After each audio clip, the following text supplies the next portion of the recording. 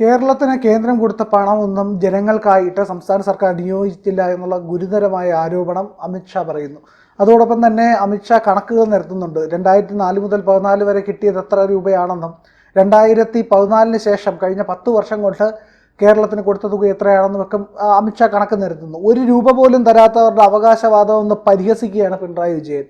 അങ്ങോട്ടും ഇങ്ങോട്ടും ഈ പറയുന്ന മനോരമ ന്യൂസിൻ്റെ കോൺക്ലേവിലാണ് സംസാരിക്കുന്നത്. മാഷോ പരിപാടിയിൽ പങ്കെടുത്താണല്ലോ. അപ്പോൾ എന്തായാലും അമിത്ഷായ്ക്ക് കൃത്യമായ മറുപടിയാണ് പിണറായി കൊടുത്തത്. രാവിലെ അമിത്ഷാ പറയുന്നു, ഉച്ചയ്ക്ക് ശേഷം പിണറായി സംസാരിക്കുന്നു. ഈ തമ്മിലുള്ള ഈ പോര് എന്തെങ്കിലും വസ്തുതയുള്ളതാണോ? ഇതിനകത്ത് നമുക്ക് തോന്നിയ കാര്യം, ഞാൻ ആ പരിപാടിയിൽ പങ്കെടുത്തിരുന്നു. അമിത്ഷാ സംസാരിച്ച് ഹിന്ദിയിലായിരുന്നു സമ്പൂർണ്ണമായും. അദ്ദേഹത്തിൻ്റെ ഉദ്ഘാടന പ്രസംഗവും അതേപോലെ തന്നെ അദ്ദേഹത്തിൻ്റെ മുഖാമുഖം പരിപാടിയും അദ്ദേഹം സംസാരിച്ചപ്പോൾ ഹിന്ദിയിലായിരുന്നു.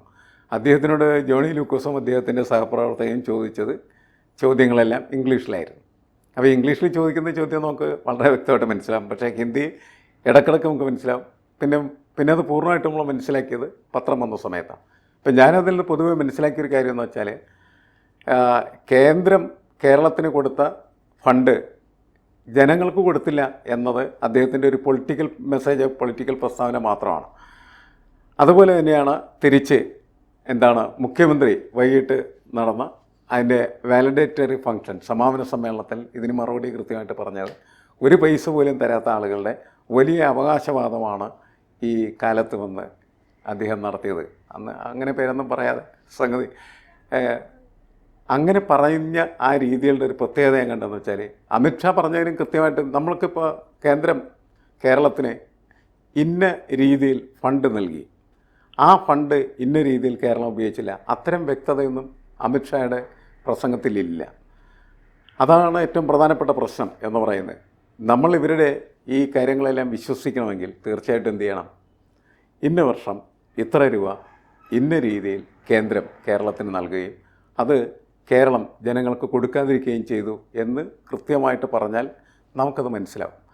അതിന് പകരമായിട്ട് കൊട്ടക്കണക്ക് പറഞ്ഞു കഴിഞ്ഞാൽ ആർക്കും അതൊന്നും മനസ്സിലാക്കാനായിട്ട് കഴിയില്ല എന്നാണ് എനിക്ക് അതിനകത്ത് തോന്നിയത്. പിന്നെ ഒരു കാര്യം മുഖ്യമന്ത്രി പറഞ്ഞതെന്താണെന്ന് വെച്ച് കഴിഞ്ഞിട്ടുണ്ടെങ്കിൽ, നമുക്ക് പ്രളയവും അതേപോലെ തന്നെ നമുക്ക് ഒരുപാട് ദുരന്തങ്ങൾ വന്നു. പ്രളയമായിരുന്നു നമ്മളുടെ ഏറ്റവും പ്രധാനപ്പെട്ട വിഷയമായിരുന്നത്.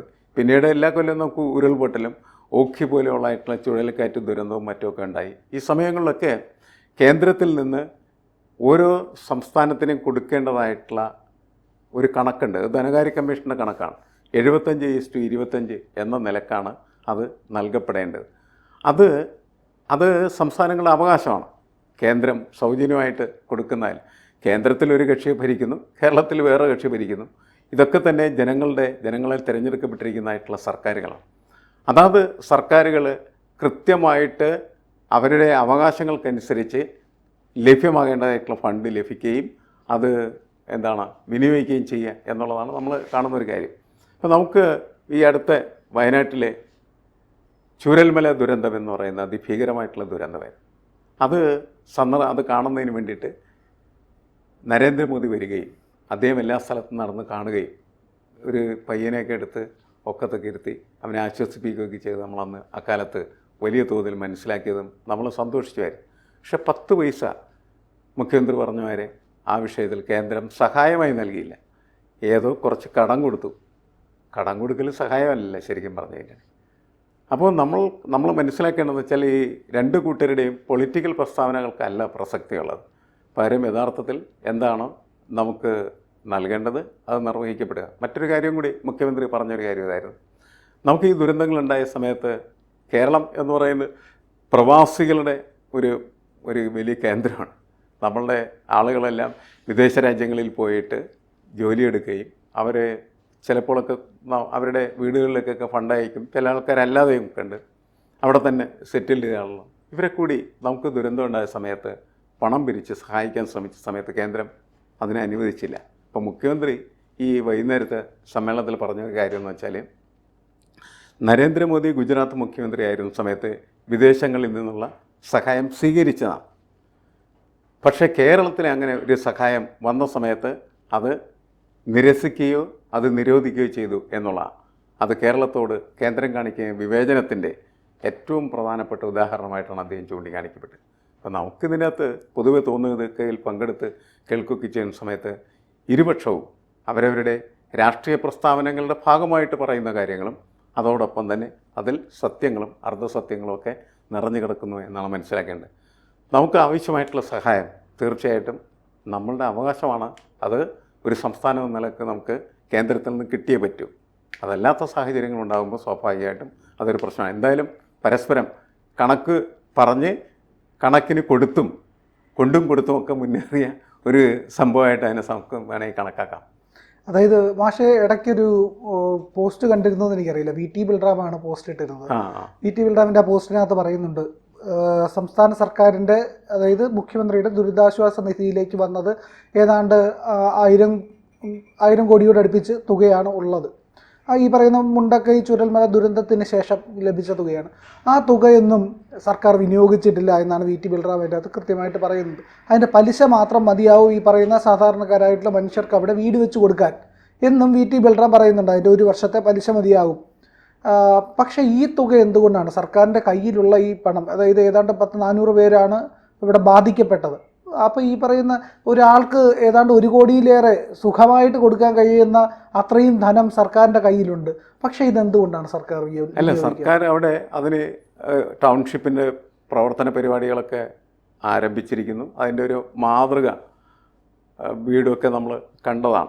ഇതിനെ പറ്റിയിട്ട് ആക്ഷേപമുണ്ട്. ഉണ്ട്, ഉണ്ടാവും, ആക്ഷേപം ഉണ്ടാവും. ഇതെല്ലാവരും പെർഫെക്റ്റായിട്ടും നടക്കുന്ന കാര്യങ്ങൾ, എല്ലാ സ്ഥലത്തും വിമർശിക്കപ്പെടേണ്ട കാര്യങ്ങളുണ്ടാവും. നമ്മൾ വിമർശിക്കുകയും ആ വിമർശനം കൊണ്ട് അതിനെ തിരുത്തുകയും ചെയ്യുക എന്നുള്ളതാണ് ഇതിനകത്ത് ചെയ്യാവുന്ന ഒരു കാര്യം. ഈ പോസ്റ്റുകളൊന്നും നമ്മൾ തള്ളിക്കളയേണ്ട ആവശ്യമില്ല. പോസ്റ്റുകളെല്ലാം ആളുകൾ വായിക്കുകയും മനസ്സിലാക്കുകയും ചെയ്തിട്ട്. പക്ഷേ പ്രശ്നം എന്താണെന്ന് വെച്ചാൽ എല്ലാ സർക്കാരിൻ്റെ കയ്യിലും അവരുടെ ദുരന്ത നിവാരണ ഫണ്ട് എന്ന നിലക്ക് കുറേ ഫണ്ട് എല്ലാ കാലത്തും ഉണ്ടാകും.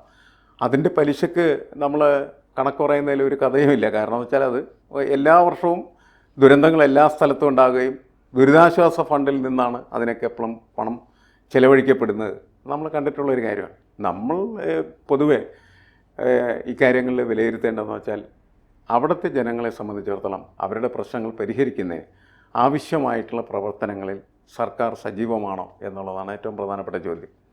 കുറേയെല്ലാം കാര്യങ്ങൾ അവിടെ നടക്കുന്നുണ്ട് എന്നുള്ള കാര്യത്തിൽ അവിടെയുള്ള ആളുകൾക്ക് വലിയ അഭിപ്രായ വ്യത്യാസങ്ങളില്ല. പക്ഷേ ചില ആളുകൾക്ക് കൂടി അതിനകത്ത് ഇടം കിട്ടാതെ പോയിട്ടുണ്ട്. ആ ഇടം കിട്ടാതെ പോയിട്ടുള്ള ആളുകൾ അവരുടെ പരാതിയുമായിട്ട് മുന്നോട്ട് പോകുന്നുണ്ട്. അവർക്ക് ഇടം കൊടുക്കാനായിട്ടുള്ള ശ്രമങ്ങളും നടക്കുന്നുണ്ട്. പിന്നെ നമ്മൾ സർക്കാരിനെ സംബന്ധിച്ചിടത്തോളം സർക്കാർ ഈ കാര്യങ്ങളെല്ലാം കൃത്യമായിട്ട് ചെയ്യണമെന്നുള്ളത് നമ്മളുടെ ഒരു ആവശ്യമാണ്, നമ്മളുടെ ആഗ്രഹമാണ്. അതിന് വിരുദ്ധമായിട്ടുള്ള രീതിയിൽ സർക്കാർ നീങ്ങിയത് നമ്മൾ എന്ത് ചെയ്യും? സർക്കാരിനെതിരെ ശക്തമായിട്ടുള്ള നിലപാടെടുക്കുക എന്നുള്ളതാണ്. ഇത് ഇങ്ങനെ ഒരു കണ്ടിന്യൂയിങ് പ്രോസസ്സാണ് എന്നുള്ളതിൻ്റെ പേരിൽ എന്ത് എപ്പോൾ എവിടം വരെ എത്തും എന്നുള്ളത് നമുക്ക് വ്യക്തമാക്കാൻ കഴിയണമെങ്കിൽ അതിൻ്റെ പരസമാപ്തിയിലേക്ക് മാത്രമേ പറ്റുകയുള്ളൂ. ഒന്നും ചെയ്യാതിരിക്കുന്നില്ല, തുടരുന്നുണ്ട്. പക്ഷേ എനിക്കൊക്കെ തോന്നിയേക്കുന്ന കാര്യം പോരാ, അതിൻ്റെ വേഗത എന്ന് പറയും. ഇത്രയും ഒരുപാട് പ്രശ്നങ്ങളുണ്ടല്ലോ അവിടെ. കാരണം ഇപ്പോൾ അവിടെ ഈ വീട്ടിൽ നിന്ന് ഇല്ലാതാക്കപ്പെട്ടിരിക്കുന്നതായിട്ടുള്ള ആളുകൾക്ക് താമസിക്കാനായിട്ടുള്ള സൗകര്യങ്ങൾ ചെയ്തു കൊടുക്കുന്നതിൻ്റെ വാടകയുടെ പ്രശ്നം, അതിലൊക്കെ പരാതികൾ നിലനിൽക്കുകയാണ് ചെയ്യുന്നത്. ഉദ്യോഗസ്ഥരാണോ അതൊക്കെ ചെയ്യേണ്ടതെങ്കിൽ പോലും ആ ഉദ്യോഗസ്ഥ പ്രവൃത്തി എന്ന് പറയുന്നത് പലപ്പോഴും സംഭവിക്കുന്നതെന്ന് വെച്ചാൽ ഈ ഒരുതരം നമ്മുടെ ഈ ഉദ്യോഗസ്ഥരുടെ ഒരു പ്രത്യേക സംവിധാനമാണ്. അത് ചുവപ്പ് നാടകക്കകത്ത് കൂടിയും കിടക്കുന്നതായിരിക്കും. അതൊരിക്കലും ജനങ്ങൾക്ക് ഗുണകരമായി തീരില്ല. അത് മാറ്റേണ്ടത് ആവശ്യമാണ്. അതവിടെ മാറുന്നുണ്ടെന്ന് എനിക്ക് തോന്നുന്നില്ല. പക്ഷേ ഈ പറയുന്ന ഇവിടെ പ്രാവർത്തികമായിട്ട് എന്ത് ചെയ്യുന്നു എന്നുള്ളതല്ലേ അതിൻ്റെ അകത്ത് ഏറ്റവും പ്രധാനപ്പെട്ട കാര്യം. സംസ്ഥാന സർക്കാർ ഇങ്ങനെ ഒന്നും തന്നിട്ടില്ല എന്ന് കേന്ദ്രത്തെ പറ്റി പറയുന്നു. കേന്ദ്രം പറയുന്നത് ഞങ്ങൾ കൊടുത്ത കണക്കുകളല്ല, 5100 കോടി 10 വർഷം കൊണ്ട് കൊടുത്തു എന്നൊക്കെയാണ് അമിത്ഷാ പറയുന്നത്. അപ്പോൾ ഇതിനെപ്പറ്റി നമ്മൾ ചോദിക്കുമ്പോഴത്തേക്കും 10 വർഷം കൊണ്ട് കൊടുത്ത കണക്കാണ്. ഒരുമിച്ച് ഇല്ലെങ്കിൽ 1 വർഷം ഇല്ലെങ്കിൽ ഒരു ദുരന്തത്തിന് അല്ല. ഇതിൻ്റെ കുറ്റപ്പെടുത്തണമെങ്കിൽ ആ കുറ്റപ്പെടുത്തൽ ആളുകൾക്ക് മനസ്സിലാവണമെങ്കിലും ഇന്ന വർഷം ഇത്ര രൂപ കൊടുത്തു, ആ രൂപ ഇന്ന കാര്യത്തിന് വേണ്ടി കൊടുത്ത് അത് ചെയ്തിട്ടില്ല എന്ന് പറഞ്ഞാൽ കൺഫ്യൂഷൻ പിന്നെ ഉണ്ടാവില്ല. കൺഫ്യൂഷൻ ഉണ്ടാകണം എന്നാണ് രാഷ്ട്രീയക്കാരുടെ ആഗ്രഹം. മനസ്സിലായേ? അതുകൊണ്ടാണ് അവർ പ്രതിപക്ഷമായാലും ഭരണകക്ഷിയായാലും അതേപോലെ തന്നെ കേന്ദ്രമായി കഴിഞ്ഞാലും സംസ്ഥാനമായി കഴിഞ്ഞാലും ഈ രീതിയിൽ സംസാരിക്കുകയും പെരുമാറുകയും പ്രവർത്തിക്കുകയും ചെയ്യുന്നത്. ഒരു സുതാര്യമായ സമീപനം എന്ന് പറയുന്നത് നമുക്ക് ആരിൽ നിന്നും നമുക്ക് പ്രതീക്ഷിക്കാനായിട്ട് പറ്റുന്നില്ല എന്നുള്ളതാണ്. എല്ലാവരും മുട്ടുശാന്തി പ്രവർത്തനമാണ് നടത്തിക്കൊണ്ടിരിക്കുന്നത്. ഒരു ചോദ്യം വരും, അതിന് ഒരു ഉത്തരം വീശിയടിക്കും എന്നല്ലാതെ ആത്മാർത്ഥവും സത്യസന്ധവുമായിട്ടുള്ള രീതിയിൽ അതിനെ കാണുന്നില്ല എന്നുള്ളതാണ്. അപ്പോൾ കേരളത്തിലാണെന്ന് വെച്ചാൽ കേരളത്തിലെ ഭരണകൂടത്തിനൊപ്പം നിൽക്കുന്ന ആളുകളെല്ലാം മുഖ്യമന്ത്രി പറയുന്നത് അപ്പാട് വിശ്വസിക്കും. കേന്ദ്രത്തിനൊപ്പം നിൽക്കുന്ന ആളുകൾ എന്നുവെച്ചാൽ BJPയും അതേപോലെ തന്നെ അവരുമായി ബന്ധപ്പെട്ട് നിൽക്കുന്ന ആളുകളോട് അമിത്ഷാ പറയുന്നത് മാത്രം വിശ്വസിക്കും. കോൺഗ്രസുമായിട്ട് ബന്ധപ്പെട്ട് നിൽക്കുന്ന ആളുകൾ ഇപ്പോൾ ബൽറാമിൻ്റെ പോസ്റ്റിൽ വിശ്വസിക്കും. അവിടെയെങ്ങും എന്തില്ല, സമ്പൂർണ്ണമായിട്ടുള്ള യാഥാർത്ഥ്യമില്ല ഈ മൂന്ന് വിഭാഗത്തിൻ്റെ ഇടയിൽ.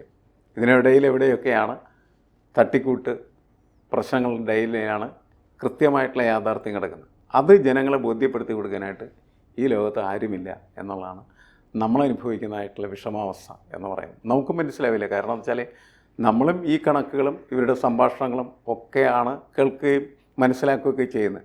അതിനപ്പുറത്ത് നമുക്ക് പരിശോധിച്ച് പോകാനായിട്ടുള്ള ഒരു ഇൻവെസ്റ്റിഗേറ്റീവ് സംവിധാനം എന്ന് പറയുന്നത് നമുക്ക് പോലുമില്ല എന്നുള്ളതാണ്. നമ്മളെ മാധ്യമങ്ങൾ, സോഷ്യൽ മീഡിയ മാത്രമല്ല മുഖ്യധാര മാധ്യമങ്ങളൊന്നും ഇതിൽ ഊളിയിട്ട് പരിശോധിച്ച് കൃത്യമായിട്ടുള്ള വിവരം സമൂഹത്തിന് നൽകുകയും ചെയ്യുന്നില്ല. എല്ലാം ഒരു കൺഫ്യൂഷൻ്റെ പുറത്തിങ്ങനെ കടന്നു പോകുന്ന പ്രവൃത്തിയായി മാറിത്തീരുന്നു.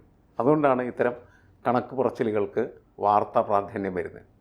കൂടുതൽ വാർത്തകളും വിശേഷങ്ങളും നിങ്ങളിലേക്ക് എത്താൻ ABC മലയാളം സബ്സ്ക്രൈബ് ചെയ്യുക, ബെൽ ബട്ടണും അമർത്തുക.